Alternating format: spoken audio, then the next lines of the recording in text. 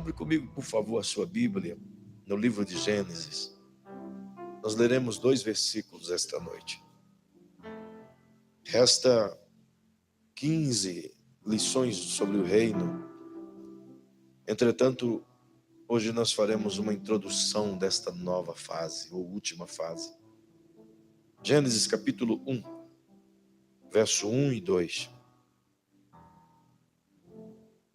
Nós vamos aprender algumas coisas simples, outras que você já sabe lembrar você. Mas certamente o Espírito Santo há de nos ensinar aqui esta noite. Gênesis 1, verso 1 e verso 2. No princípio, criou Deus os céus e a terra. O verso 2 diz: e a terra era sem forma e vazia, e havia trevas sobre a face do abismo, mas o Espírito de Deus pairava sobre a face das águas. Você pode inclinar sua cabecinha, fechar os seus olhinhos. Paizinho majestoso, Tu és tão poderoso, a Tua presença que esta noite tem sido tão boa. É tão bom poder chorar em Tua presença, se alegrar, ao mesmo tempo sentir a Tua glória, um pouquinho daquilo que o Senhor quer derramar sobre nós. E somos sabedores de que ainda não conseguimos construir a plataforma adequada para receber a Tua majestade. Mas estamos no processo, Senhor. Estamos lutando para isso. E eu quero te pedir nesse momento, enquanto oramos como igreja. Eu sei que não oro só agora. Tem muitas pessoas aqui que estão orando comigo agora. Que durante o dia jejuaram, que durante o dia oraram. Eu sei que essa oração, Senhor, tem o propósito de nos prepararmos para a Tua palavra. Mas também não posso deixar de mencionar isso diante de Ti, em anuência com a Tua igreja que igualmente orou hoje. Paizinho, Tu sabe quantas pessoas estão enfermas. Tu sabe a quantidade de pessoas que estão sofrendo com enfermidades tão terríveis. Membros dessa igreja, Senhor. Filhinhos do Teu corpo. Homens, mulheres, crianças. Vítimas do câncer. Vítimas de febres. Da dengue hemorrágica. Tem gente sofrendo com hepatite, Senhor. Tem membros dessa igreja com rins paralisados, com câncer de próstata. Tem pessoas com problemas cardíacos. Tem pessoas, Pai, que os pulmões não estão funcionando. Existem outros, Senhor, com enxaquecas terríveis, com dores que não saram,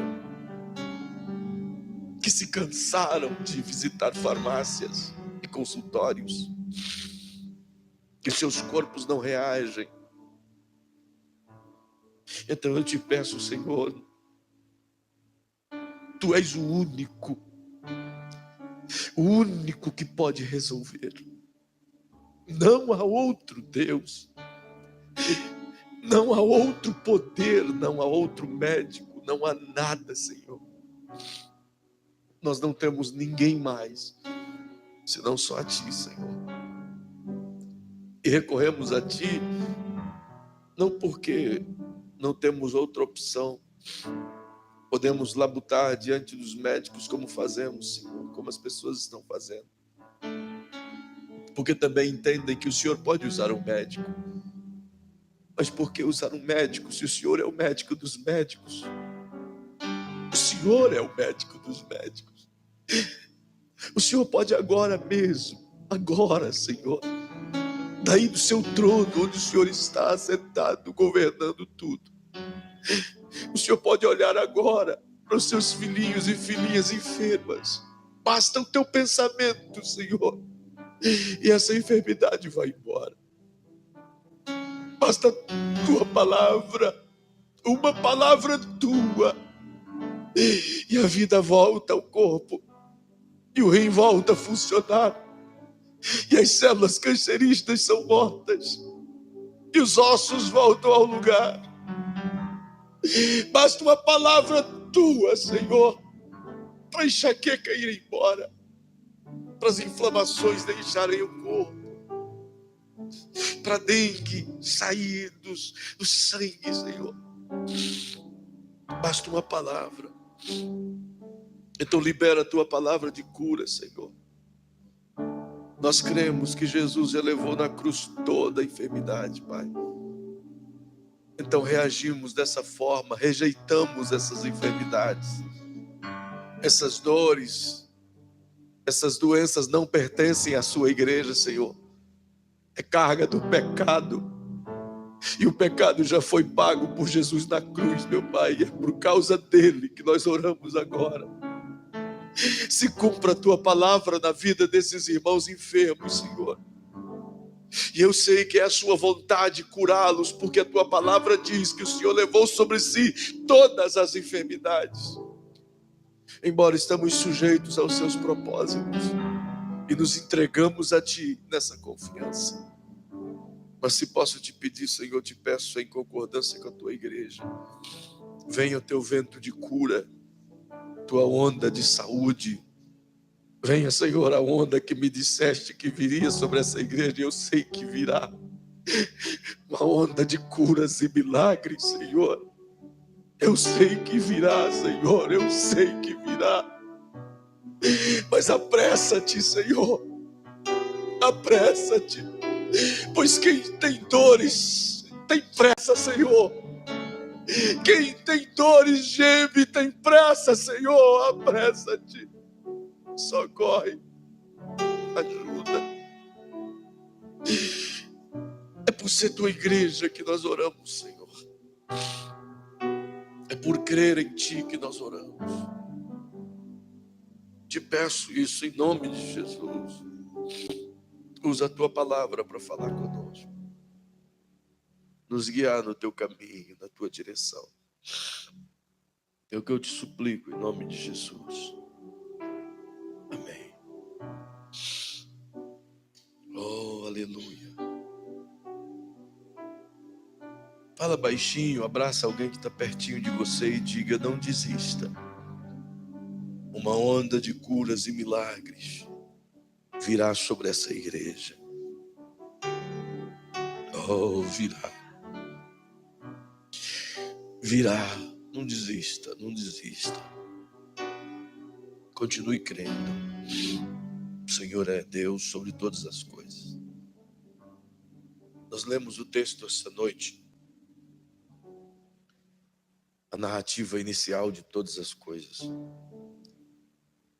E nós estamos falando sobre o reino de Deus. E como podemos pensar em falar sobre o reino de Deus em Gênesis 1? É justamente porque Gênesis 1 e 1 é a demonstração escrita e clara da ideia de Deus, do plano de Deus, do projeto de Deus de expandir o seu governo. Já vos ensinei muitas vezes de que Deus é eterno e imutável em sua eternidade. A Bíblia diz que de eternidade a eternidade Ele é Deus.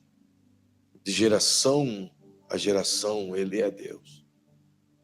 A Bíblia também ensina que a sua palavra é igualmente Ele, imutável, perfeita, que não cai, que não sofre variação.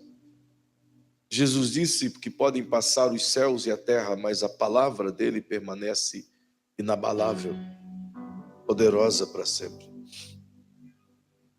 E ele decidiu, portanto, em sua glória eterna, sendo que o primeiro reino que por ele foi criado é o seu próprio trono, os céus, onde a composição de todos os seres angelicais lá estão até o momento. E ele decidiu, portanto, expandir esse reino, fazer com que ele pudesse ter uma expressão maior. E a ideia de Deus era construir um reino físico onde as pessoas ou os seres criados de modo físico pudessem igualmente ter um governo espiritual e pudessem se ligar com Deus na mesma proporção que os que convivem com Ele nos céus têm. A ideia de Deus era construir um mundo físico do que a Bíblia chama de cosmos, que é a palavra grega para mundos, referindo-se aos múltiplos mundos que compõem o universo. E quando se fala de mundos, não é exatamente que existe outros tipos de planetas habitados, não quero aqui dizer que há, e também não vou dizer que não há, porque Deus é que é Senhor sobre tudo. Entretanto, o que se entende, o que se tem, o que se pode crer é o que a Bíblia diz, e é por causa dela que nós estamos aqui.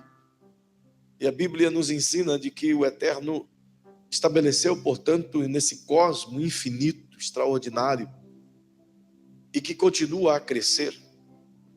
Os cientistas confirmam tais coisas, e a Bíblia diz, em Salmo 104, dos versículos 1 ao 18, é um salmo fantástico, mas os versículos 2, 3 e 4, eles expressam a criação de Deus, e Deus fazendo os céus, e a Bíblia lá diz que ele fez os céus como um pergaminho, como um tapete que se desenrola e vai crescendo. E ele continua desenrolando esse tapete, fazendo com que o universo seja infinito.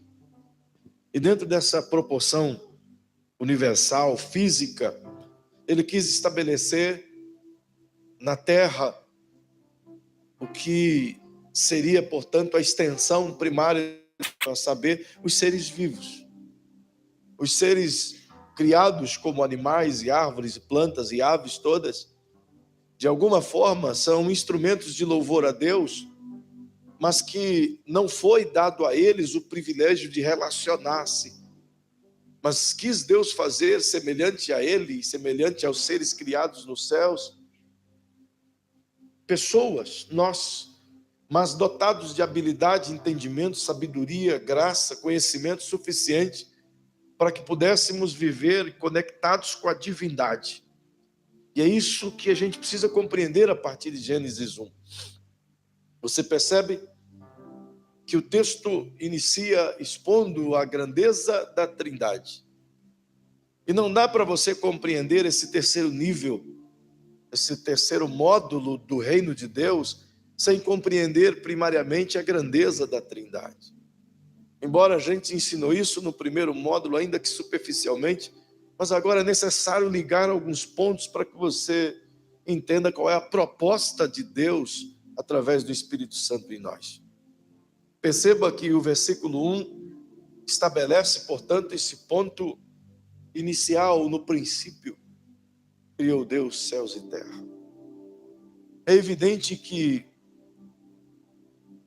os três personagens mais importantes do universo estão centrados aqui. E o texto nos aplica primariamente o Criador, Elohim, o grande, o todo-poderoso, o eterno, o Jeová, como diz os judeus. Ele aparece em primeira mão como Pai Criador, como Senhor de tudo, e Ele de fato é. Sendo Ele Senhor de tudo, idealizador de tudo, logo todas as coisas que existem saíram de dentro dEle. E a gente precisa entender isso sob o prisma divino, voltando a compreender que antes de que qualquer coisa existisse, existia Deus. Antes que qualquer mundo viesse a existir, existia Deus. E existia Deus em sua glória e força, de igual maneira é nos dias de hoje, não é crescente. Não é que ele veio aumentando seu poder como os heróis de Marvel. Não precisou estar buscando as pedras da alma, do tempo, para poder aumentar o seu poder. Ao contrário, ele é sempre eterno, poderoso. Por isso que é chamado de El Shaddai, o Todo-Poderoso. E quando se fala o todo, é assim mesmo que ele se pronuncia para com Abraão. E Abraão diz: olha, eu quero que as pessoas me conheçam como Todo-Poderoso. E ele lá em Êxodo, quando fala com Moisés, no capítulo 5 de Êxodo, ele diz: Moisés, as pessoas me conheceram como o Todo-Poderoso, mas agora eu quero que eles me conheçam como o Senhor.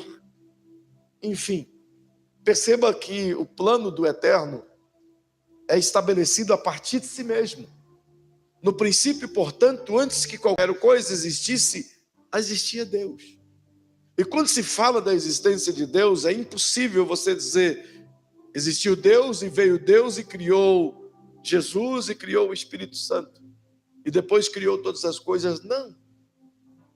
Quando nada existia, existia Deus Pai, existia Deus Filho e existia Deus Espírito Santo.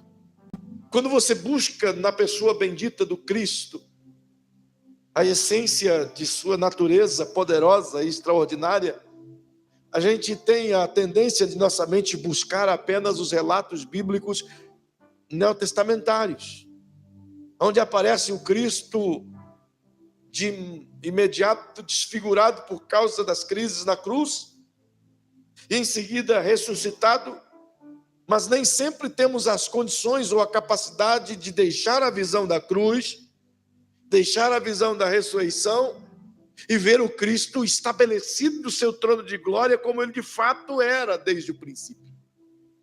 A gente sempre consegue olhar o Cristo na cruz, mas temos dificuldade de olhar o Cristo glorificado no trono dos céus, sendo que essa é a imagem original de Jesus.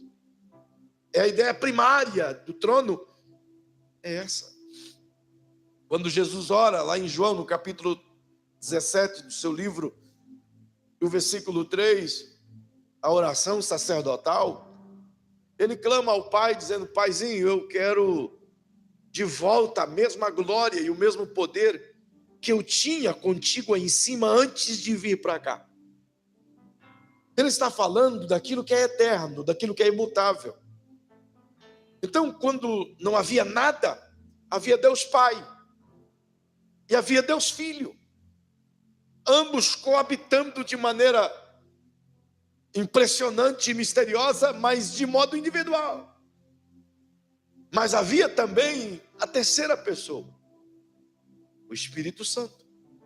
E quando se fala Espírito Santo, não está falando que é a terceira no sentido de escalão, de menor escalão, tipo Pai, Brahma, Jesus, casta alta, e o Espírito Santo, casta baixa. Não é nada disso. Os três são um em unidade. Os três são um em poder, em força, em essência, em governabilidade, em inteligência, em eternidade. Os três são três pessoas distintas, mas que habitam em uma só. Há uma canção que diz: três se formam em um. É um mistério. E um se forma em três. Quando você olha para o divino, o eterno, você vai ver o Cristo. E quando você olha para o Cristo, você vai ver o Pai. E quando olha para o Pai, você vai ver o Espírito Santo. E quando olha para o Espírito Santo, você vai ver o Cristo. E quando olha para o Cristo, você vai ver o Pai, e assim por diante. Jesus disse, um dos seus discípulos, se não estou enganado, foi Filipe, disse: Senhor, mostra-nos o Pai. E Jesus disse: eu estou convosco há tanto tempo, e você vem me dizer: mostra-vos o Pai. Quem vê a mim, vê o Pai. Então, quem quiser conhecer Deus em sua essência, conhece Jesus. Quem quiser conhecer Jesus em sua essência, conhecerá o Espírito Santo. Os três são um. E eles estão em harmonia no Gênesis 1, criando todas as coisas. O primeiro reino criado, o reino celestial, onde os seres eternos que lá estão, a saber, os 4 seres viventes, que você encontra a narrativa deles em Ezequiel, no capítulo 2, capítulo 10, e em João, no Apocalipse, no capítulo 4, os versículos 1 ao 8, você vai ver a narrativa desses 4 seres viventes. Mas embora creio eu que o Eterno, na sua soberania e sabedoria, criou de primeira mão os 24 anciões que estão em volta do trono de forma representativa dentro do contexto criado dos 12 apóstolos e dos 12 patriarcas, mas que na ideia original de Deus como testemunhas, como guardiões do trono. É interessante, você se pergunta, por que guardiões do trono do Altíssimo? Por que essa gente serve de filtro para o trono do Altíssimo? Se a Bíblia diz que o trono dele é cercado por 4 querubins poderosos, e a palavra querub significa exatamente isso, guardião. E esses 4 querubins transferem a Deus a honra e a glória que ele merece, que ele tem, justamente porque são seres, como já disse algumas vezes, esquisitíssimos em sua aparência, mas ricos em sua grandeza. Possuidores de 6 asas, cheios de olhos por dentro e por fora, 4 faces, uma cabeça com 4 faces, parece uma anomalia. A gente não consegue entender o porquê dessa imagem celestial. E a verdade é que ela não está aqui para ser entendida. Está aqui para representar exatamente a grandeza da divindade, no qual deve ser reverenciada, amada, adorada e percebida como o único Senhor acima de todas as coisas. Perceba que depois dessas coisas criadas, e os 4 seres viventes, ele cria, portanto, os arcanjos e todos os anjos que seguem a sequência. E a Bíblia diz que são milhões de milhões e milhares de milhares. A população celestial é inúmera, é sem conta, embora o Eterno e toda a grandeza de seu poder sabe exatamente quem é cada um deles e onde está e qual o nome de cada um dos seus seres criados. E o melhor de tudo isso é que ele faz essa criação e a coloca como subserviente de uma igreja. Pois Hebreus 1,14 diz que os anjos não são mais do que servos a serviço daqueles que hão de herdar a vida eterna, a saber, a igreja de Deus. E a gente tem uma grande dificuldade de acreditar que esse ambiente está permeado de anjos celestiais. E mesmo que você não queira ver e não possa ver, eles estão aqui, nos guardando. Pois a Bíblia diz que o anjo do Senhor acampa ao redor daquele que o teme e os livra de todo mal. É uma verdade clara. Portanto, a Trindade aparece aqui no Gênesis, estabelecida com sua imutabilidade e a sua grandeza infinita. Deus aparece no versículo 1. No princípio criou Deus. O versículo 2, ele compreende toda a situação terrena do momento original da criação. Você encontra 3 situações na terra que se parecem com a situação do ser humano. O versículo 2 expõe a situação real do ser humano. Perceba que a primeira coisa que aparece, aliás, terra, justamente daquilo que somos feitos, pó, terra.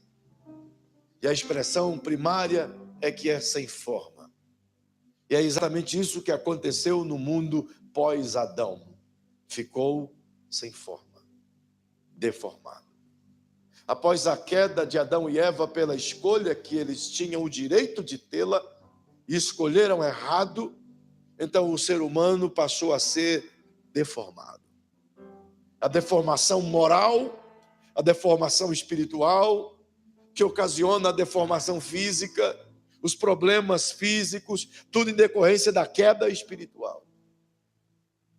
Portanto, o homem ficou sem forma. A segunda palavra que narra a terra é que ela ficou vazia. Porém, perceba que embora a terra está vazia, está sem forma e vazia, o texto continua e diz que havia trevas, escuridão. Não havia luz, nada de luz. Imagine como então Deus cria o cosmos sem luz. Imagine o universo completamente apagado, um apagão celestial. Como que Deus criou tudo sem ver? Não é? De onde saiu essa escuridão toda? Como ele fez isso sem olhar? Será que estava deformada, vazia, porque ele não viu? Ao contrário. Ele cria tudo dessa forma, sem forma, justamente por conta da perspectiva de um governo a ser plantado. Só tem necessidade de governo aquilo que está desgovernado. Só tem necessidade de conserto aquilo que está estragado. Só tem necessidade de estabelecimento de ordem aquilo que está em desordem. Então ele cria algo em desordem para que o reino dele possa ser estabelecido, justamente porque onde o reino de Deus estabelece ordem. Todos os lugares que o reino desce, cria ordem, cria forma e traz a luz. É por isso que Jesus insistiu em que pudéssemos orar, dizendo: venha o teu reino. Porque onde o reino vem, a ordem chega, a transformação chega, a luz chega, a presença chega. E o conteúdo da terra, exatamente assim, deformada, vazia e em trevas. Mas tem uma palavra magnífica: o Espírito de Deus pairava sobre a face das águas. As águas já estavam ali, a terra já estava ali, os planetas já estavam ali, mas tudo apagado. Mas o Espírito de Deus pairava sobre a face do caos. E o que significa pairar? Ele poderia ter escolhido qualquer outro planeta, dos talvez milhares que existam. Poderia ter escolhido qualquer outro lugar para pairar. Mas no coração dele era esse planeta que ele queria chocar, pairando sobre as águas, como que observando o caos.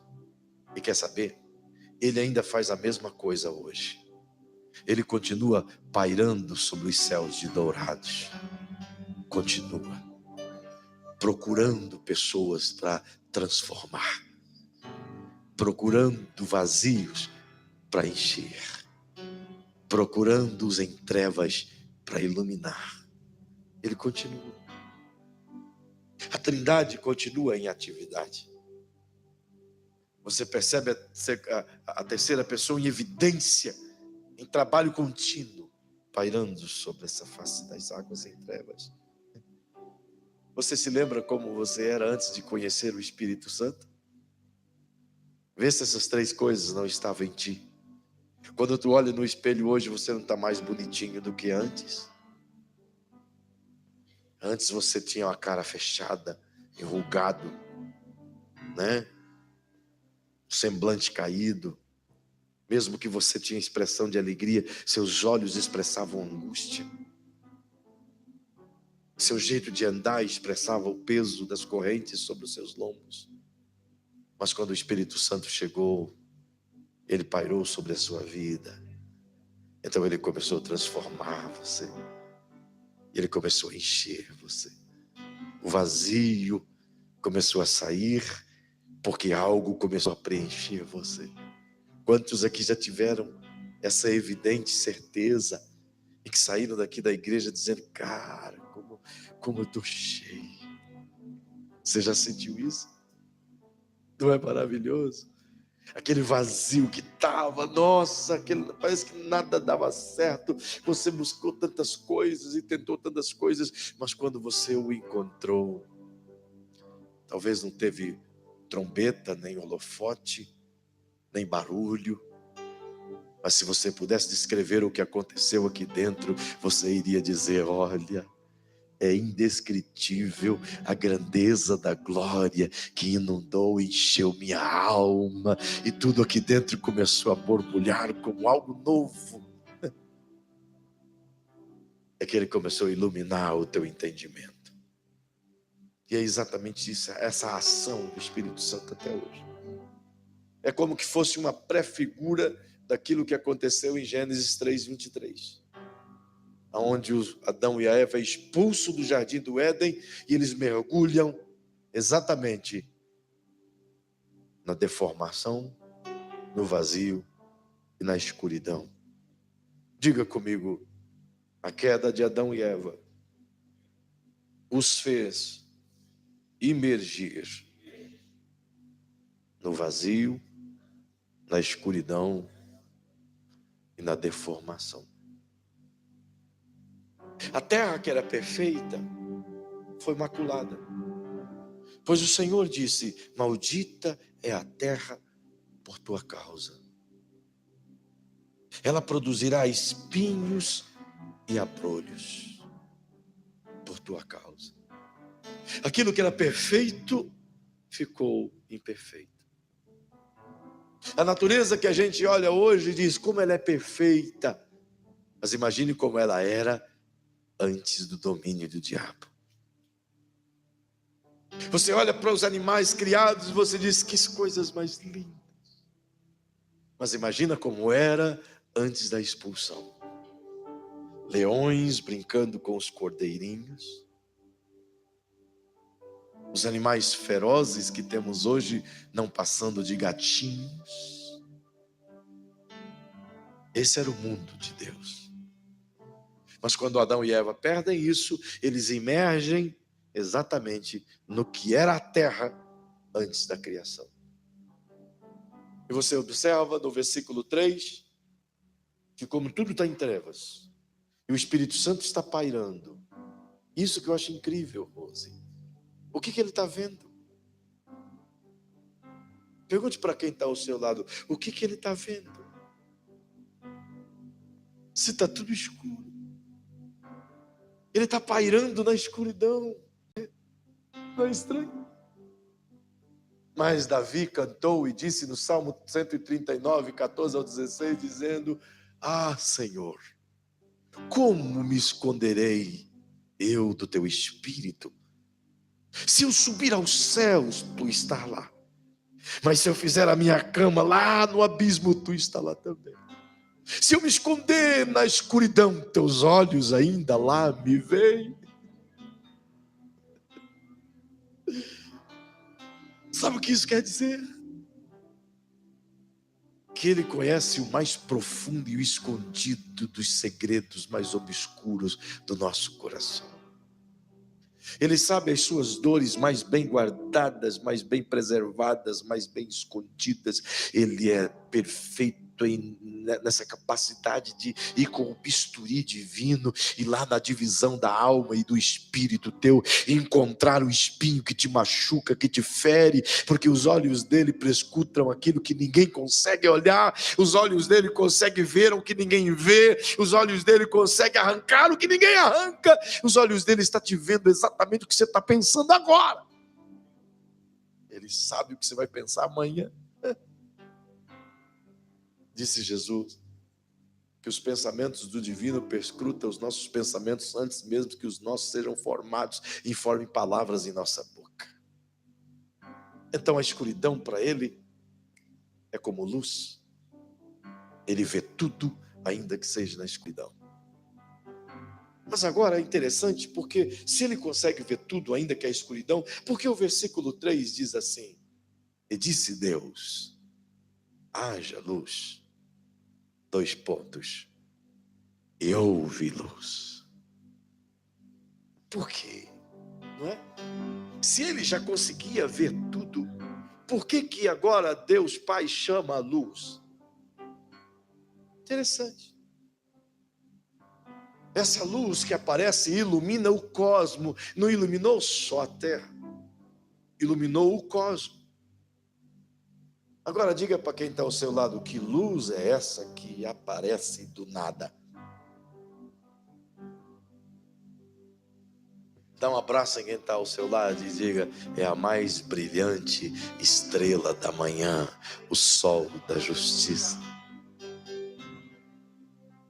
Deus não precisava da luz para poder criar. A luz aparece porque é a luz que cria. É por isso que João disse: oh, no princípio era o verbo. João 1:1. E o verbo era Deus e estava no princípio com Deus.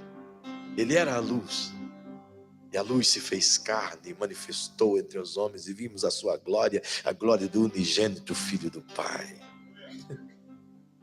Jesus se estabelece ali como um refulgente brilhante, porque é exatamente isso que ele é, a luz. É exatamente isso que ele faz, ilumina. Você se lembra daqueles 2 discípulos no caminho de Emaús? Depois de terem chorado a morte de Jesus, passaram o sábado lamentando, e no domingo pela manhã eles decidem voltar para Emaús, 11 quilômetros a pé. E no caminho de Emaús eles encontram um transeunte indo, e esse cara se aproxima e eles estão, como muitos crentes, reclamando e dizendo: e agora o que vai ser da nossa vida? Nós até achamos que tudo melhorar e que o Brasil ia ficar legal, mas foi bem isso que a gente esperava e tal. Eles até choravam entre eles, justamente porque a esperança deles estava em Jesus e agora a sua esperança estava enterrada. E eles disseram a si mesmo: foi-se a nossa esperança. Mas esse andante encontrou eles pelo caminho e começou a conversar. O que vocês estão conversando aí pelo caminho? E eles disseram assim: és tu o único em Israel que não sabes o que aconteceu nesse fim de semana? Não viu aí que é o G1, o UOL, o portal publicou todo mundo aí? Você notou, não? O Brasil inteiro, o mundo inteiro viu as notícias do Nazareno crucificado. Onde é que você estava, homem?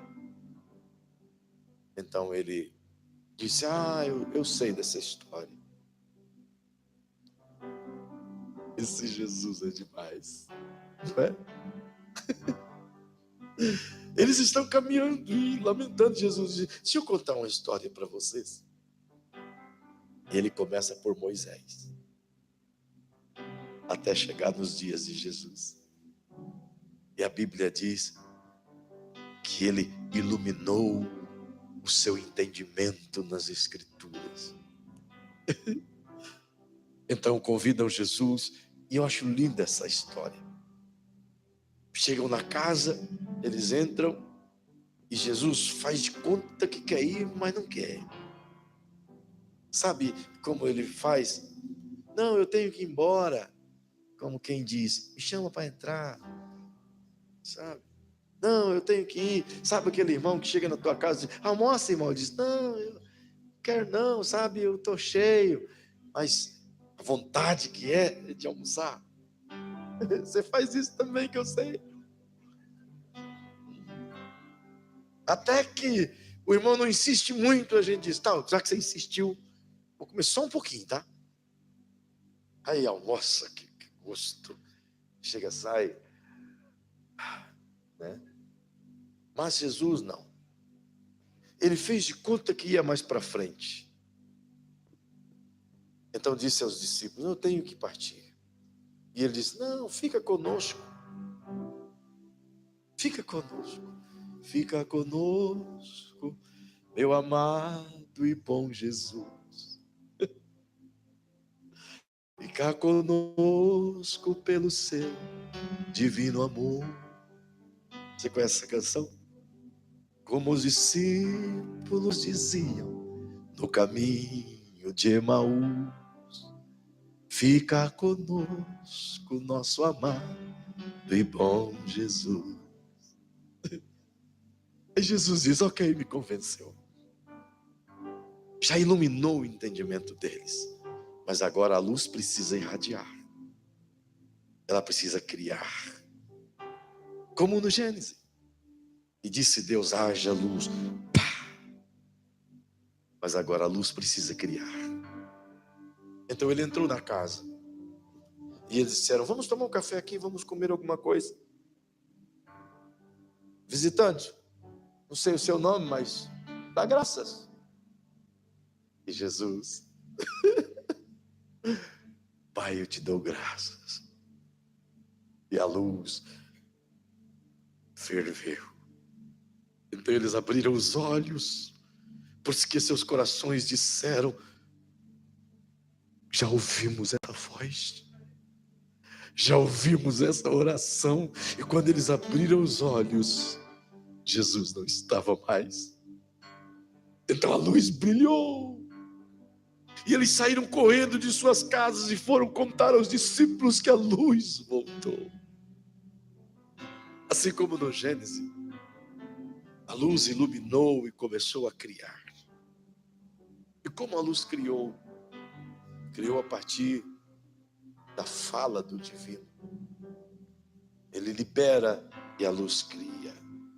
Ele fala e a luz chama a existência. É por isso que Jesus disse: tudo que vocês pedirdes em meu nome. Como quem diz: deixa eu iluminar as trevas da sua dor. Deixa eu iluminar as incertezas da sua vida. Deixa eu iluminar os seus caminhos tortuosos. Deixa eu iluminar as suas ansiedades.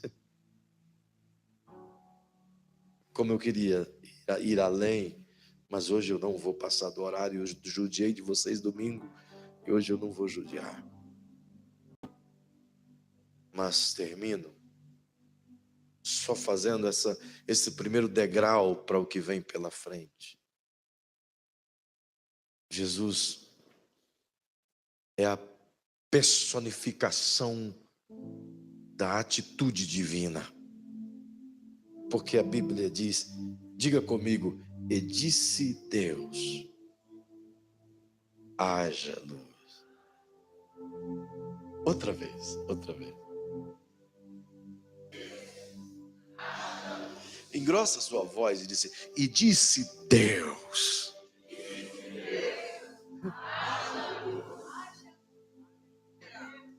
O que eu quero dizer com isso? Todas as coisas que Deus criou, Ele conectou-a com a palavra.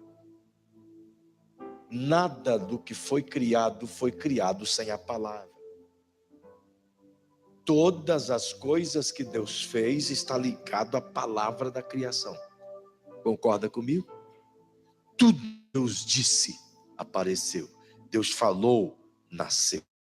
Disse, criou. Tudo está associado à palavra, certo? Tudo que Jesus faz é iluminar a palavra para que a palavra gere. A luz veio. E se você prestar atenção no Gênesis, você vai perceber que esta não era a luz dos satélites, nem do sol, nem da lua, nem das estrelas. As estrelas foram criadas no quarto dia. No quarto dia. Sol e lua no quarto dia. E os outros 3 dias, portanto, ele trabalhou o firmamento, a separação das águas. Ele chamou à existência toda a erva verde e árvores. Então, depois de preparar todas essas coisas nos 3 dias, o quarto dia, ele estabelece a luz para que o que for criado no 3º dia possa viver, que são as árvores. E criar o processo da fotossíntese. Mas eu concluo tentando te dizer que não há nada do que ele tenha feito que ele não usou a palavra. Diga para quem está pertinho de você: tudo Deus usou a palavra. Então diga, nada nasceu, criou sem a palavra. Por isso que Jesus aparece no versículo 3, porque ele ilumina a palavra liberada. Porque ele ilumina a palavra liberada, ela gera vida. Ele traz luz à palavra liberada e ela gera vida. Como você não entendeu, eu vou só dar essa frase e a gente vai cantar. Pegue sua Bíblia, por favor.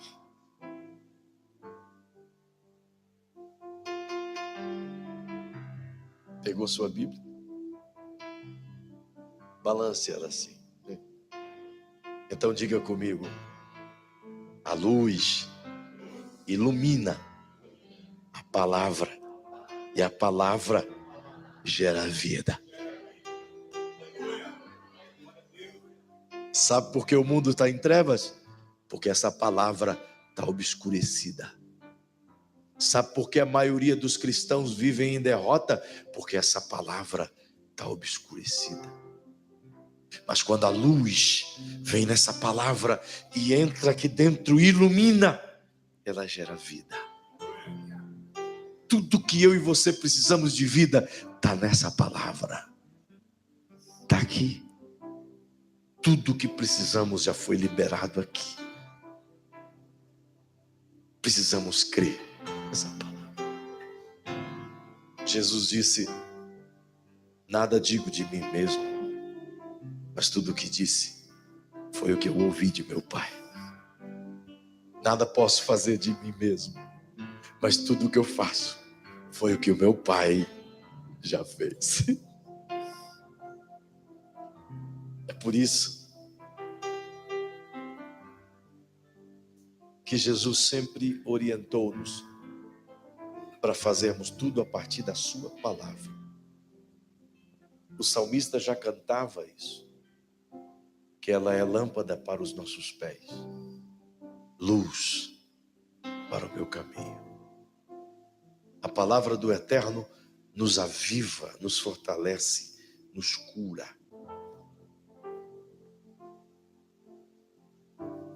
O Salmo 103 diz que o Senhor enviou a sua palavra e os curou.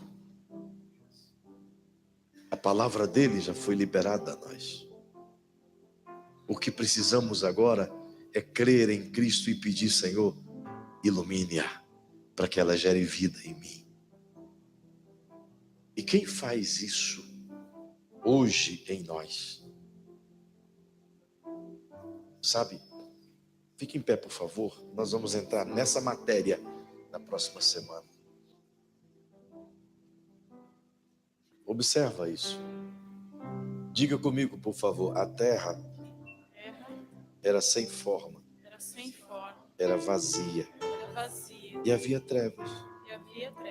Então veio Jesus e nos deu uma forma. Somos agora a imagem de Deus. Uma forma. E diga assim agora para quem está ao seu lado. E porque Ele nos deu uma forma, Ele disse, Espírito Santo, não fica mais sobre, porque eles estão vazios. Entra dentro deles. Mora dentro deles. Preenche eles. E os ilumina. A luz não mais está sobre. A luz está aí dentro. Uau! Oh, aleluia! Deixa Ele iluminar você. Deixa Ele tornar você incandescente. Peça para Ele te mostrar os segredos da sua palavra. Ele vai iluminar você. Iluminar teu entendimento, tua alma. E a palavra vai criar força, criar vida. É por isso que o Paulo escreveu aos Efésios, dizendo que o mesmo poder que ressuscitou a Jesus de Nazaré. Efésios 2:1. É o mesmo poder que opera em nós. O mesmo poder que deu vida ao corpo amortecido de Jesus. É o mesmo poder que está operando aí dentro de você agora. É o mesmo poder. Então clame esse poder e declare sobre as dores, sobre a enfermidade, esse poder de vida que a palavra ilumina. Essa canção vai ser cantada de modo suave. Eu vou pedir que você, por um momento, enquanto essa canção é cantada, feche os seus olhinhos. E com os seus olhinhos fechados, peça ao Espírito Santo: ilumina-me, Senhor. Ilumina a palavra para que ela gere vida em mim. Gere vida na minha casa. Gere vida nos meus filhos. Gere vida. Isso eras a palavra, com Deus Altíssimo. Gere vida, Senhor. O mistério de tua glória, isso em ti se revelou. Oh, quão lindo esse nome é! Oh, quão lindo esse nome é! O nome de Jesus, meu Rei. Gere vida, Senhor. Oh, quão lindo esse nome é! Gere vida, Senhor. Maior que tudo Ele é. Tua palavra, Senhor. Esse nome é nome de Jesus. Ore agora, ore enquanto essa canção é ministrada, ore. Ilumina, Deixou o Espírito Santo. céu para buscar. Ilumine a palavra dentro do teu povo. Veio dar Ilumine o rema dentro do teu povo, Senhor. Ilumine. amor maior que o meu pecado. Espírito Santo. Nada vai nos separar. Oh, quão maravilhoso é! Oh, quão maravilhoso é!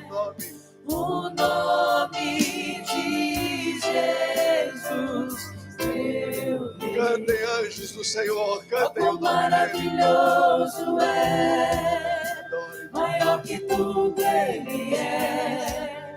Oh, quão maravilhoso é nome de Jesus.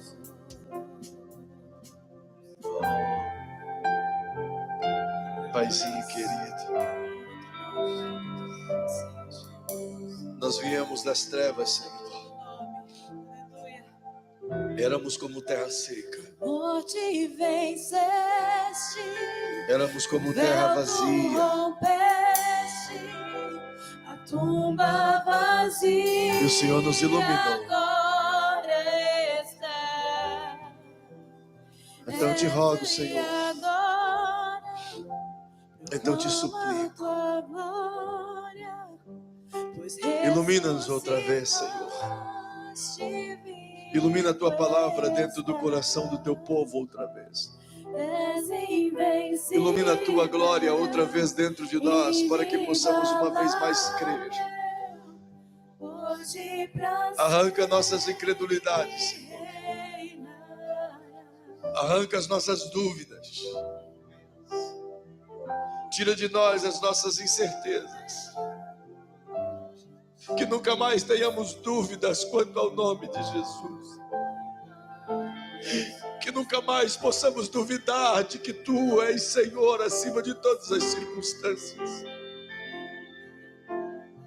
Ilumina a Tua palavra dentro de nós, Senhor. De tal modo que as ansiedades sejam arrancadas mediante a palavra de Jesus liberada. De tal modo, Senhor, que a esperança possa renascer outra vez, ainda que Tudo que a gente observa é apenas o deserto. Oh, Deus, ilumina a tua igreja. Vem com a tua luz outra vez, Espírito Santo, e ilumina a palavra. Faz com que outra vez possamos receber a tua palavra revelada. E pela palavra liberada o milagre venha, Senhor. Pela palavra liberada, Senhor, possamos criar vida. Pela palavra liberada, Senhor, possamos curar os enfermos. Pela palavra liberada no teu nome, Senhor, possamos tocar o impossível. Eu creio nisso, Senhor. Creio nisso, Pai.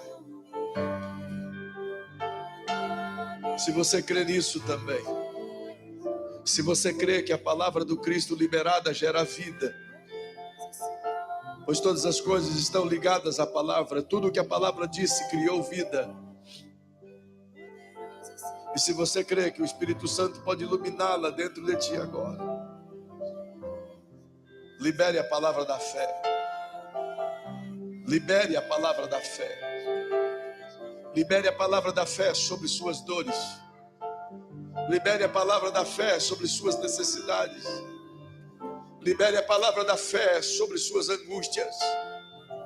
Libere a palavra da fé sobre o vazio, sobre as trevas, sobre as anomalias da vida. Libere a palavra da fé sobre os conflitos na sua casa ou na sua família. Libere a palavra sobre os seus negócios. Libere a palavra da fé. Se o Espírito de você, libere a palavra, pois ele ilumina a palavra liberada pela fé. E ela cria vida. Libere. Fale. Libere a palavra. Libere a palavra. Libere, Senhor. Haja cura liberada agora, Senhor. Haja salvação liberada agora, Senhor. Angústias sejam arrancadas desses corações agora, Senhor. Que a tua paz incendeie esse coração nesse momento, Pai. Oh, em nome de Jesus, libere a palavra. Se você puder liberar uma palavra de vida sobre a vida de alguém. Se você puder tocar em alguém, liberar uma palavra de vida. Uma palavra de cura, uma palavra de vitória. Libere a palavra, libere a palavra. Libere a palavra, libere a palavra. Libere a palavra, libere a palavra. Libere. Tenha fé, libere a palavra. Nome de Jesus, meu Rei. Poderoso esse nome é, maior que tudo ele é. Poderoso esse nome é, nome de Jesus. Poderoso esse nome é, poderoso esse nome é, o nome de Jesus. Meu Rei, poderoso esse nome é, maior que tudo. Vamos terminar cantando essa canção juntos. Poderoso esse nome bem forte. Libere a sua voz. Jesus. Poderoso. Invencível, inigualável, hoje pra sempre reinará. Cante. Teu é o rei, Teu é o rei. tu é a glória. Acima de todas as dores, de tudo que existe. Poderoso esse nome Cante. é, poderoso esse nome é, o nome de Jesus. Sem instrumentos. Poderoso esse nome é, maior que tudo ele é. Maior. Poderoso esse nome é, nome de Jesus. poderoso. Poderoso esse nome é. Poderoso esse nome é. O nome de quem? O nome de Ele é maior do que a sua dor. Jesus, meu Ele é maior do que a sua enfermidade. Poderoso esse nome. Ele é maior do que as suas. Ele é maior do que os seus desertos. Poderoso esse nome é. Nome de Jesus. Poderoso esse nome é. Nome de Jesus. Jesus. Aleluia. Você poderia.